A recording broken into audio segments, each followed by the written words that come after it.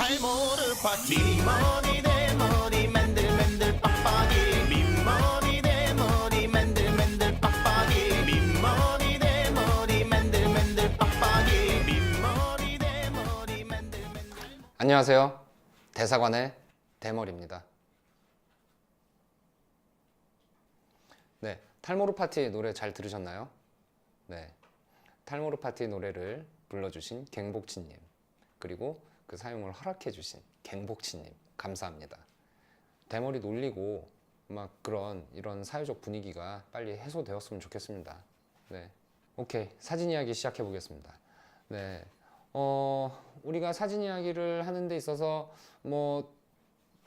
제가 첫 번째 동영상에서도 말씀드렸지만 여러 가지 이제 사진을 한다 하면은 조리개 노출, 카메라의 구조, 사진의 역사 이런 것들을 생각할 수도 있겠지만, 그런 것보다는 완전히 기초적인 것부터 시작을 해서 여러분들이 실력이 점차 늘어가면서 훌륭한 사진가가 되는 데까지 안내를 해드리고 같이 가도록 하겠습니다.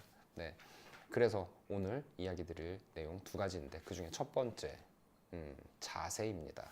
자세. 세상 모든 일에는 자세가 굉장히 중요해요. 자세가 좋으면 딱 보면 멋있습니다. 네, 우리 웬만하면 멋있게 있어 보이게 그렇게 살도록 해요. 네. 그런 이유도 있고, 두 번째 더 중요한 이유가 뭐가 있냐면은, 자세가 나쁘면 사진이 흔들려요. 카메라가 흔들리고, 카메라가 흔들리면 사진이 결과적으로 흔들리죠. 네, 그래서 웬만하면은 흔들리지 않는 사진을 찍기 위한 올바른 자세를 갖추는 데 노력을 해야 됩니다. 근데 우리가 앞으로 계속 하나하나 얘기해 나가겠지만, 사진을 찍을 때 사진은 굉장히 순간적인 일인데, 그 순간적으로 우리가 고려해야 될 사항들이 너무나 많아요. 너무나 많고, 심지어 요즘에는 초상권이라든지 이런 것들까지 신경을 다 써야 됩니다. 그래서 사진을 찍는 거는 굉장히 짧은 순간에 일어나는 일인데, 보통 일반적으로 250분의 1초, 1000분의 1초, 125분의 1초, 이런 1초도 안 되는, 이렇게 굉장히 찰나에 일어나는 일이기 때문에, 그 짧은 순간에 우리가 어떻게 사진을 찍을까 판단하고 고려하고 이것저것 생각하고 그렇게 하면은 그 순간을 놓쳐버릴 수가 있어요. 고려해야 될 것들이 굉장히 많은데, 그 중에 첫 번째 고려해야 될 건, 사진이 흔들리지 말아야 되는 걸 우리가 고려를 해야 돼요. 그러기 위해서는 자세를 올바로 잡아야 되는데, 그것까지 생각하기에 내가 너무 바빠. 자세는 습관입니다. 그래서 올바른 습관을 들이면 돼요. 그래서 생각하지 않고도 막 소림사처럼 몸이 기억을 해, 이런 얘기들 하잖아요. 몸이 기억을 하게끔 처음에 습관을 잘 들이면 됩니다. 올바른 자세란 무엇일까요? 근데 대부분의 사람들이 사진 찍는 자세 한번 잡아보세요. 그러면 이렇게 해요. 이렇게 하고 막 그러는데, 이렇게 하면은 이게 우리가 느끼지 못하지만 이 팔이 미세하게 이렇게 흔들립니다. 그리고 스마트폰까지는 괜찮지만, 이게 점점 무거운 카메라가 될수록 더 많이 흔들려요. 그래서 무거운 카메라, 비싼 카메라 쓸수록 자세가 점점 중요하게 되는 겁니다. 근데 여러분들, 저는 지금 스마트폰을 쓴다는 가정하에 이런 말씀을 드리지만, 사진을 잘 찍게 되면 어떤 장비에 대한 욕심이 자연스럽게 생기게 되더라고요. 많은 분들의 경우를 보니까. 장비에 욕심이 생기면은 점점 비싼 카메라, 큰 카메라, 무거운 카메라를 쓰게 돼요. 그러면 그때 비싼 카메라 쓸 때 내가 자세를 새로 고치겠다 하면은 그거 굉장히 힘들어요. 그때 가서 고치려면 힘드니까, 지금 스마트폰으로 할 때부터 올바른 자세를 습관화하도록 합시다.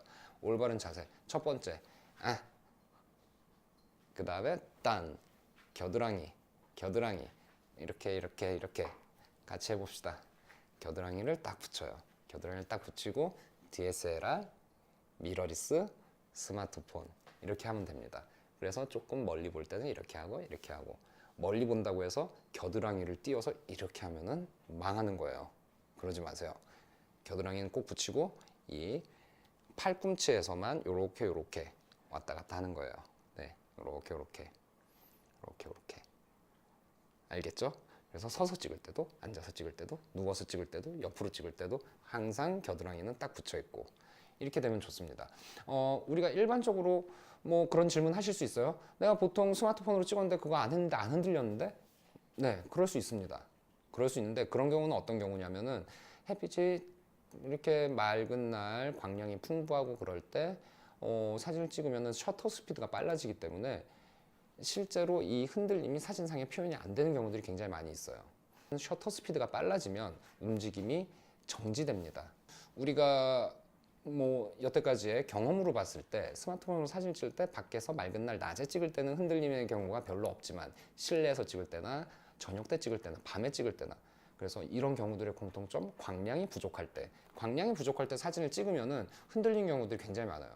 근데 이 겨드랑이만 이렇게 하면은 그 흔들림을 굉장히 많이 거의 대부분 잡을 수 있습니다. 흔들리지 않게 사진을 찍을 수 있습니다.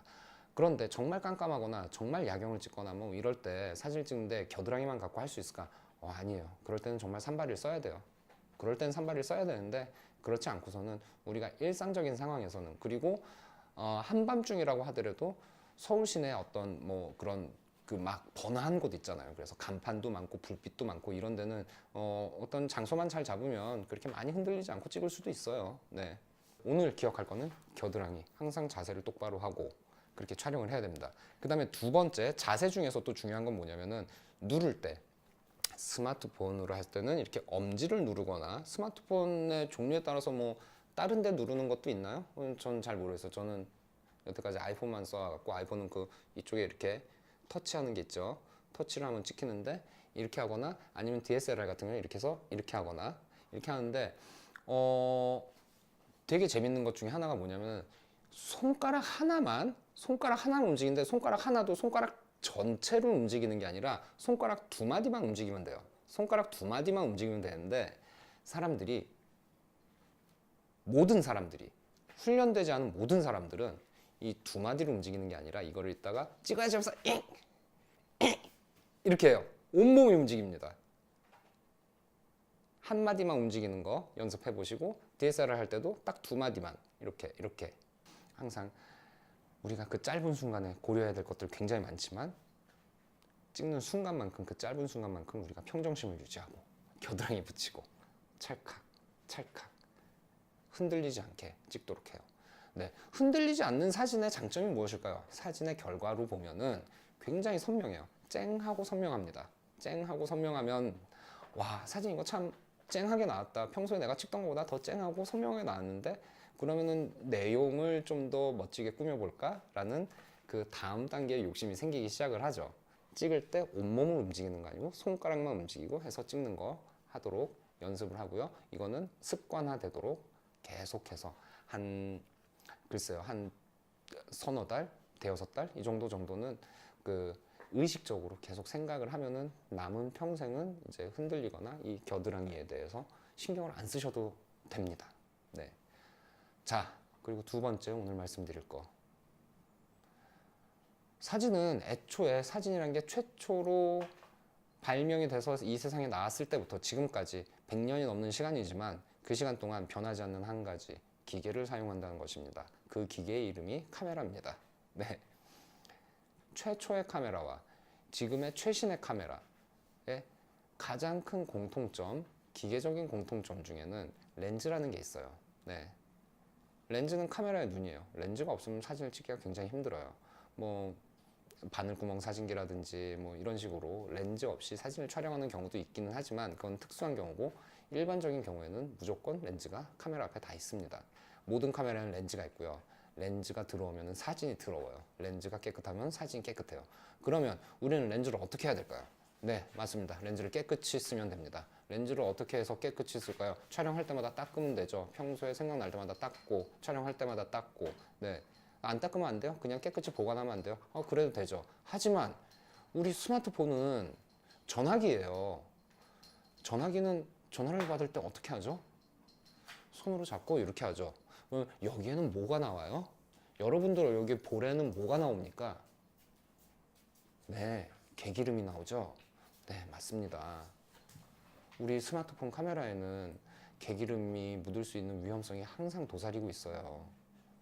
그 개기름을 없애려고 뭐 이렇게 화장을 하신다거나 분을 칠한다거나 뭐 그러면은 그럼 우리 스마트폰에는 그 화장품이 묻고 분이 묻고 그래요.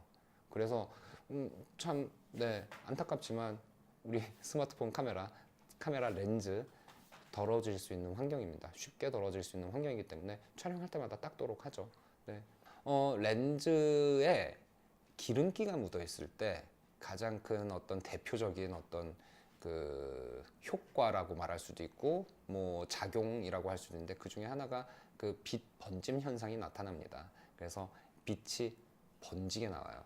그래갖고 예전에 필름 시절에는 포토샵이 없었을 때는 그렇게 빛이 번지는 거를 우연히 그런 현상을 발견을 하고 우와 그럼 이거를 차라리 하나의 필터로 만들어서 촬영할 때 렌즈 앞에 이렇게 딱 끼워서 촬영을 하면은 좋겠구나 해서 일부러 그런 개기름이 묻은 것 같은 효과가 나는 것을 그 깨끗한 유리에다가 어떤 처리를 해가지고 그 카메라 앞에 이렇게 끼워서 이렇게 촬영을 하기도 했어요. 그 필터가 소프트 포커스 필터라고 하고요.